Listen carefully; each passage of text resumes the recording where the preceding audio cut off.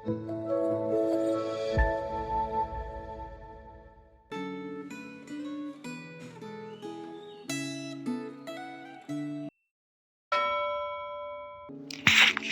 Bapak Ibu Saudara sekalian, mari kita berdoa sebelum kita membaca dan merenungkan firman Tuhan. Mari kita berdoa.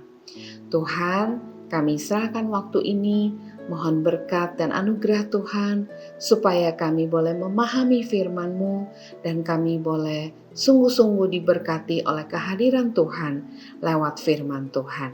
Terpujilah Tuhan, kami berdoa dalam nama Tuhan Yesus. Amin.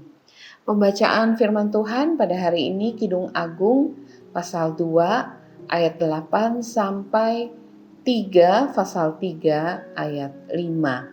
Saya hanya akan membacakan pasal 3 ayat 1 sampai 5. Di atas ranjangku pada malam hari kucari jantung hatiku. Kucari tetapi tak kutemukan dia.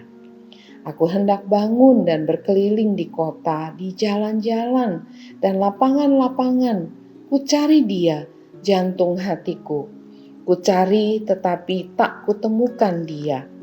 Peronda-peronda yang berkeliling di kota menemukan aku. Apakah kamu melihat jantung hatiku? Baru saja aku meninggalkan mereka, kutemukan jantung hatiku.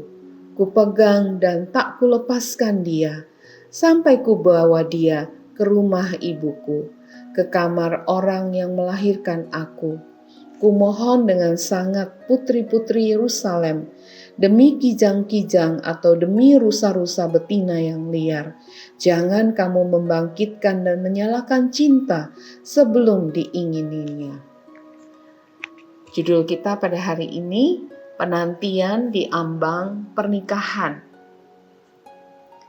Bacaan Alkitab sebelumnya menceritakan sepasang kekasih yang dimabuk asmara dan saling memuji, lalu ditutup dengan tekad sang gadis untuk menjaga kekudusan seksualnya hingga hari pernikahan. Bacaan Alkitab hari ini melanjutkan kisah cinta mereka yang berkembang lebih jauh hingga ke ambang pintu pernikahan.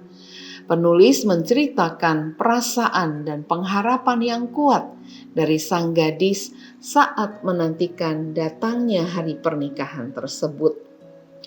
Layaknya pernikahan saat ini, sang gadis menanti kedatangan sang kekasih untuk menjemputnya masuk ke dalam pernikahan dengan penuh sukacita dan pengharapan yang besar. Penantian sang gadis digambarkan melalui 3 hal. Pertama, kepastian yang dibangun di atas janji yang kokoh. Ayat 16. Sang gadis mengungkapkan bahwa mereka terikat oleh janji setia untuk saling memberi diri dan saling memiliki. Sang gadis yakin akan kesetiaan kekasihnya. Meskipun sang kekasih digambarkan sebagai gembala di antara bunga bakung, simbol pergaulan yang luas di antara banyak gadis. Kedua, suasana hati yang riang gembira. Pasal 2 ayat 8 sampai 15. Sang gadis memvisualisasi pertemuan dengan kekasihnya. Ia mendengar dan melihat kedatangan kekasihnya seperti kijang dan rusa yang melompat di gunung dan meloncat di bukit, simbol suasana hati yang penuh sukacita dalam waktu yang cepat. Suasana sukacita dan bahagia diperkuat dengan kemunculan sang kekasih secara tak terduga di balik jendela kamarnya dan mengucapkan kata-kata romantis yang penuh sukacita. Sang kekasih ingin membawanya pergi ke taman yang penuh bunga karena musim semi telah tiba, simbol datangnya musim percintaan. Ketiga, kerinduan yang besar akan datangnya hari pernikahan. Pasal 3 ayat 1 sampai 5. Sukacita sang gadis berubah menjadi kerinduan saat ia sadar bahwa kekasihnya tidak berada di sampingnya. Dengan kerinduan yang besar, Ia mencari dan menemukan kekasihnya, lalu membawa sang kekasih ke dalam kamar ibunya, simbol memasuki pernikahan. Sekali lagi ia mengungkapkan tekad untuk mempertahankan kesucian seksualnya sampai saat hari pernikahan tiba.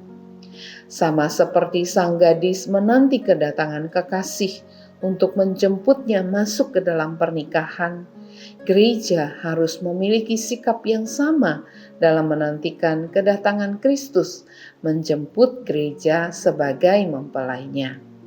Di satu pihak, gereja harus menantikan kedatangannya dengan penuh pengharapan dan sukacita. Di pihak lain, gereja harus menjaga kekudusan hidup supaya pada saatnya nanti gereja dapat mempersembahkan diri sebagai mempelai yang kudus kepada Kristus. Sebagai bagian dari gereja, apakah Anda mempersiapkan diri menyambut kedatangannya dengan menjaga kekudusan hidup? Mari kita berdoa. Peliharakanlah kami ya Tuhan gereja-Mu, supaya kami menguduskan diri sambil menanti datang-Mu. Datanglah ya Tuhan Yesus, dengarkanlah doa kami. Di dalam nama Tuhan kami Yesus Kristus kami berdoa. Amin. Tuhan memberkati kita semua Bapak Ibu Saudara sekalian.